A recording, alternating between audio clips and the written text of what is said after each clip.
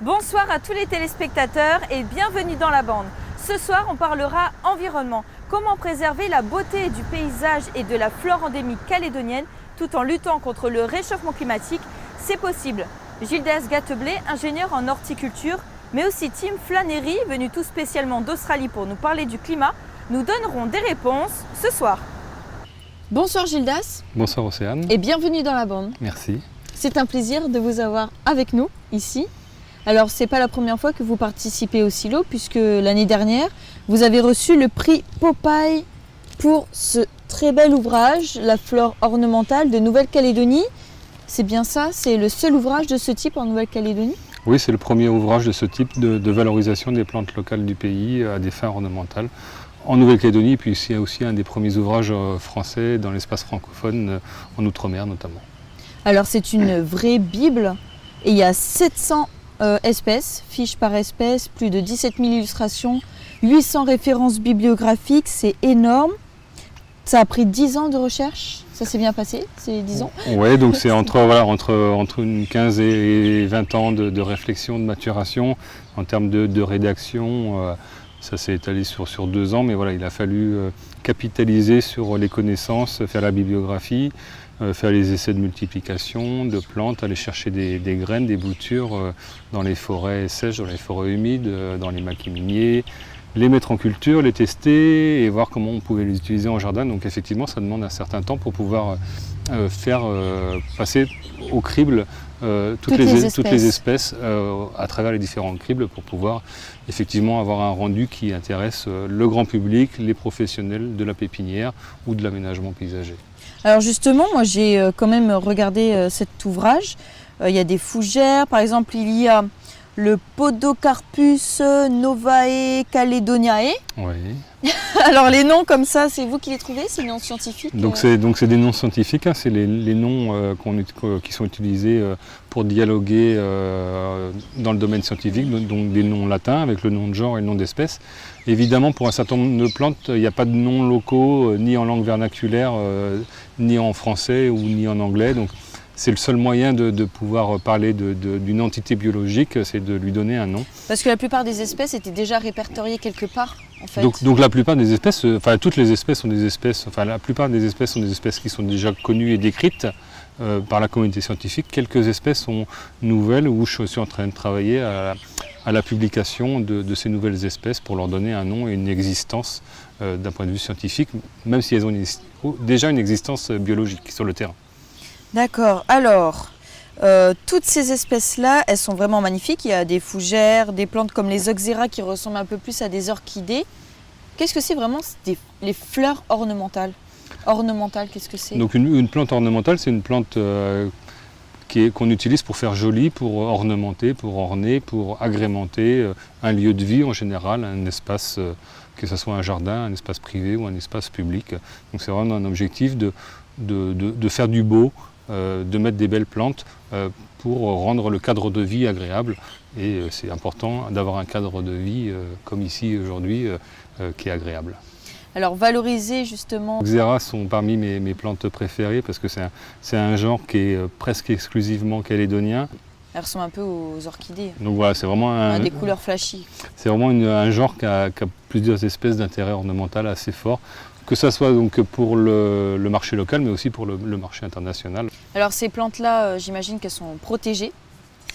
Et c'est l'association Endemia en Nouvelle-Calédonie qui s'occupe justement de gérer cette biodiversité calédonienne. Il y a toute une gradation d'échelle de menaces et de rareté. Donc la plante qu'on ne trouve que sur un site et qui est très menacée par le feu, par le cerf ou par l'industrie minière, donc c'est le rôle un peu de l'association Endemia et du comité d'experts de l'UICN de se donner un statut de menace des plantes. Oui, parce qu'il y a certaines, j'imagine, qui disparaissent. D'ailleurs, c'est Vincent, coordinateur à l'association Endemia, que nous avons rencontré au silo.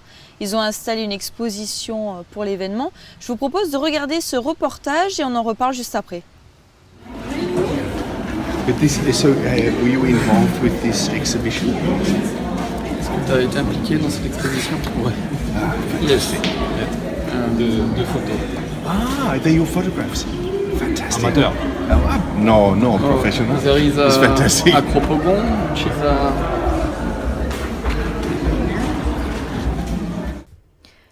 Vincent est ici pour guider les visiteurs curieux de cette nouvelle exposition de 21 panneaux mis en place pour le silo. Une exposition qui montre une vingtaine d'espèces des îles Bélep jusqu'à l'île des Pins. Ces différentes espèces doivent être préservées puisqu'elles sont endémiques et rares. D'une part, c'est sensibiliser un peu les Calédoniens à la richesse de la flore de Nouvelle-Calédonie. Donc maintenant, en Nouvelle-Calédonie, les gens savent ce qu'est une espèce endémique. La flore, c'est plus de 3000 espèces en Nouvelle-Calédonie, dont les 3/4 sont endémiques. Et si on prend un petit peu de recul, c'est aussi une espèce sur 100 au niveau mondial qui n'est présente que sur le territoire. Donc les Calédoniens ont une responsabilité pour mieux connaître et préserver toutes ces plantes. Et depuis 4 ans, du coup, on anime un groupe de botanistes qui parcourent le terrain pour faire un inventaire de la flore menacée. Donc des scientifiques, mais également des passionnés qui passent beaucoup de temps dans les forêts pour aller à la découverte, à la recherche de ces espèces menacées. Dominique fait partie de ces équipes de recherche. Pour lui, certaines plantes sont plus susceptibles de disparaître que d'autres.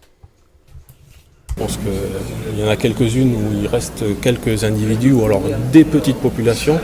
Voilà l'exemple de cette espèce, Acropogon pagumenensis. Une petite population avait été trouvée de 20 individus. Oui, il y a aussi le Pittosporum thanianum.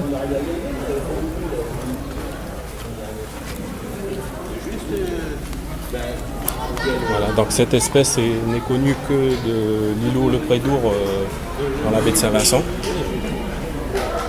Et à la dernière prospection qui a été faite sur cet îlot, un seul individu a été retrouvé sur les 3 qui étaient connus à l'origine des premiers inventaires.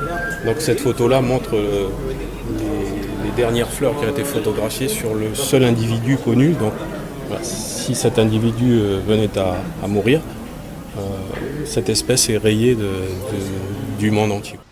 Alors Gildas, certaines plantes sont protégées et tendent à disparaître. C'est un petit peu l'objectif aussi de valoriser les jardins en multipliant ces fleurs ornementales pour leur permettre aussi d'être plus nombreuses. Oui.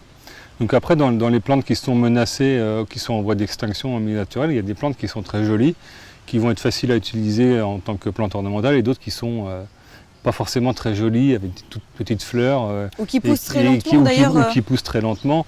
Donc effectivement, c'est pas parce que la plante est menacée qu'elle va être une bonne plante ornementale, et c'est pas parce que c'est une bonne plante ornementale qu'elle est menacée, inversement.